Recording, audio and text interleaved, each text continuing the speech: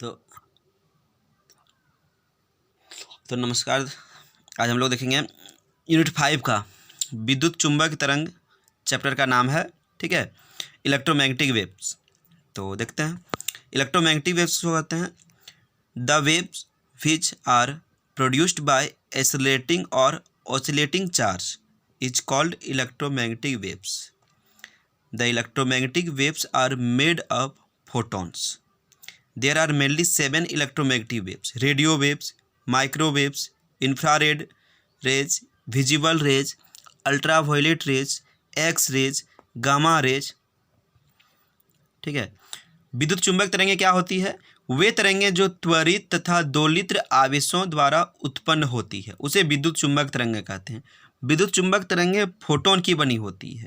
विद्युत चुंबक तरंगों की संख्या मुख्यतः 7 होती है। ऐसे तो विद्युत चुंबक तरंगें बहुत होती है, लेकिन यहाँ हम लोग 7 तरंग के बारे में पढ़ेंगे। रेडियो तरंग, सूक्ष्म तरंग, अवरक्त तरंग, दृश्य किरण, परावैंगनिक किरण, एक्स किरण और गामा किरण। ये फोटोन क्या होता है? फोटोन क्या होता है? ऊर्जा का यानी प्रकाश का छोटा छोटा बंडल होता है। ठीक है, मतलब एनर्जी का बंडल होता है। ठीक है, ये फोटोन होता है। फोटोन के बारे में हम लोग यूनिट 7 में विस्तार से पढ़ेंगे। ठीक है। विद्युत चुंबक तरंग का गुण, ये क्वेश्चन बहुत इंपॉर्टेंट है। यूनिट 5 में 3 मार्क्स का क्वेश्चन पूछता है जैक बोर्ड में। अगर 3 मार्क्स लाना है तो ये विद्युत चुंबक तरंगों का गुण बहुत इंपॉर्टेंट है। ये जो आज पढ़ा रहे हैं ये बहुत इंपॉर्टेंट है, क्योंकि क्वेश्चन बैंक पलट के देखिए या तो प्रीवियस ईयर का क्वेश्चन देखिएगा, 3 साल में से 2 साल यही क्वेश्चन पूछता है। विद्युत चुंबक तरंगें क्या है, इसके 5 गुण लिखें, 3 गुण लिखें या इसके गुणों को लिखें। ये क्वेश्चन बहुत इंपॉर्टेंट है, इसलिए इसके गुण को बहुत अच्छी तरह से देख लीजिएगा। हम इसका बहुत सारा गुण बता रहे हैं, सारा गुण याद करना जरूरी है। ठीक है, सारा गुण याद कर लीजिएगा। तो पहला गुण क्या है? ये तरंगें दोलित तथा त्वरित आवेश से उत्पन्न होती है। जो डिफिनेशन में बताया वही है, electromagnetic waves are produced by accelerated and oscillator charge. ठीक है। दूसरा, इसे संचरण के लिए माध्यम की आवश्यकता नहीं होती, इसे जाने के लिए कोई मीडियम नहीं चाहिए। ठीक है। Electromagnetic wave do not require a material medium for their propagation. ठीक है। तीसरा है, निर्वात में विद्युत चुंबक तरंग की चाल का समीकरण इस प्रकार होता है, speed of light in vacuum that is free space. तो फ्री स्पेस में क्या होता है? C = 1/√μ0ε। ये क्वेश्चन बहुत बार पूछता है, ऑब्जेक्टिव में पूछता है और सब्जेक्टिव में भी, इसलिए इसको देख लीजिएगा। पूछेगा निर्वात में विद्युत चुंबक तरंगों की चाल किस प्रकार संबंधित है, तो लिखना है C = 1/√μ0ε। μ0 क्या है? चुंबकशीलता, और एप्सिलॉन क्या है? विद्युतशीलता, और C क्या है? प्रकाश का वेग निर्वात में। ठीक है। माध्यम में इसका वेग क्या होगा? माध्यम में वेग क्या हो जाएगा? देखिए V = 1/μr∈r।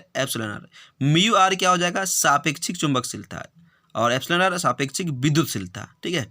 विद्युत चुंबक तरंगें अध्यारोपण के सिद्धांत का पालन करती है। ठीक है। Electromagnetic waves obey the principle of superposition. अध्यारोपण का सिद्धांत का हम लोग पढ़ेंगे यूनिट 6 में। ठीक है। प्रकाश का अध्यारोपण का सिद्धांत, ऐसे यूनिट 1 में भी पढ़े हैं हम लोग, आवेशों का अध्यारोपण का सिद्धांत।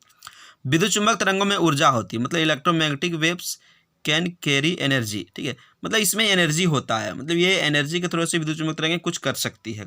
जिसमें एनर्जी है वो काम कर सकती है, वर्क कर सकती है। ठीक है। विद्युत चुंबक तरंगों की दिशा क्या होती है?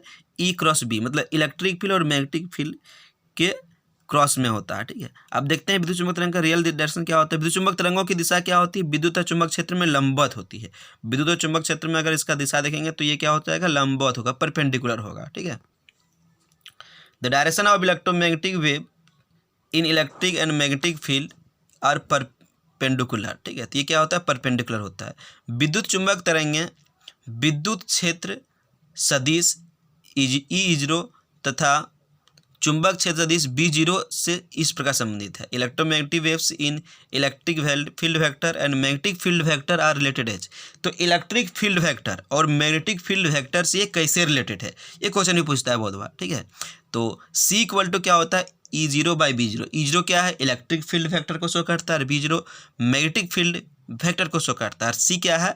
Speed of light in vacuum, मतलब निर्वात में प्रकाश की चाल C डिनोट करता है। विद्युत चुंबक तरंगें विद्युत चुंबक क्षेत्र में विक्षेपित नहीं होती है। विद्युत चुंबक तरंगें क्या होता है? विद्युत क्षेत्र चुंबक क्षेत्र में। Electromagnetic wave not deflected by electromagnetic field. अगर इसको इलेक्ट्रिक और मैग्नेटिक फील्ड में विद्युत चुंबक तरंग को पास कराएंगे तो ये सीधे निकल जाएगा। ना यह विद्युत क्षेत्र की ओर मुड़ेगा, ना ही चुंबक क्षेत्र की ओर मुड़ेगा, ये सीधे निकल जाएगा। इसको कोई विक्षेपित नहीं कर सकता है। क्यों नहीं कर सकता? क्योंकि विद्युत चुंबक तरंग में कोई आवेश ही नहीं होता है, और जब तक आवेश नहीं होगा तब तक इसको विद्युत और चुंबक क्षेत्र विक्षेपित नहीं कर सकता है। विद्युत चुंबक तरंग क्या होता है? एक उदासीन कण है, इसलिए इसको कोई विक्षेपित नहीं कर सकता है, ना विद्युत क्षेत्र ना ही चुंबक क्षेत्र। विद्युत चुंबक तरंगें प्रकाश के अपवर्तन, परावर्तन, पूर्ण आंतरिक परावर्तन इत्यादि सिद्धांतों का पालन करता है। Electromagnetic waves follows the laws of reflection, refraction and total internal reflection. तो जैसे प्रकाश जो है ये सब सिद्धांत का पालन करता है, अपवर्तन, परावर्तन, पूर्ण आंतरिक परावर्तन, उस तरह से विद्युत चुंबक तरंग भी ये सब सिद्धांत को पालन करता है। तो विद्युत चुंबक तरंगें प्रकाश की भांति ही काम करता है कि ये भी अपवर्तन, परावर्तन, पूर्ण आंतरिक परावर्तन के सिद्धांत का पालन करता है। इन्हें भी संचरण के लिए माध्यम की आवश्यकता नहीं होती है। ये भी क्या होता है कि प्रेशर लगा सकता है, दबाव डाल सकता है, इसमें भी ऊर्जा होता है। तो ये सब विद्युत चुंबक तरंग का गुण है, और ये गुण सब बहुत इंपॉर्टेंट है जो एग्जाम में प्रायः आता है, प्रायः देखा जाता है ये क्वेश्चन आता है, इसलिए इसको बहुत अच्छी तरह से लिख लीजिए और याद कर लीजिएगा। तो बहुत ही छोटा चैप्टर है, जैक बोर्ड में इससे गिना चुना ही क्वेश्चन आता है। मैक्सिमम 4-5 पेज ही ये चैप्टर होगा, और उसी में 3 मार्क्स कन्फर्म आ जाएगा। ये चैप्टर 3 मार्क्स का है, ठीक है। तो इसको अच्छी तरह से देख लीजिएगा, और इसका स्क्रीनशॉट लेके आप लोग बना लीजिएगा, ठीक है। हम इसका स्क्रीनशॉट के लिए हम इसको ये कर देते हैं, ठीक है। ये इस आप लोग स्क्रीनशॉट लेके इसको लिख लीजिएगा अच्छी तरह से, ठीक है। हिंदी में भी लिख दिए हैं और इंग्लिश में भी लिख दिए हैं। स्क्रीनशॉट लेके आप लोग बना लीजिएगा, ठीक है। तो यहाँ अच्छा ही है, ठीक है, दिख जाता होगा, ठीक है। नहीं तो इसका सेटिंग में जाके 360p में कर लीजिएगा, या तो 480p में कर लीजिएगा।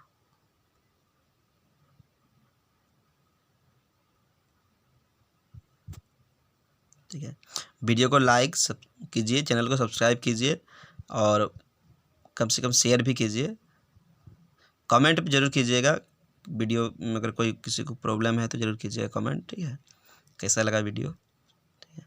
तो यूनिट 5 को बाकी हम लोग देखेंगे अगला वीडियो में। इसको नोट्स बना लीजिएगा सब कोई, ठीक है। नमस्कार।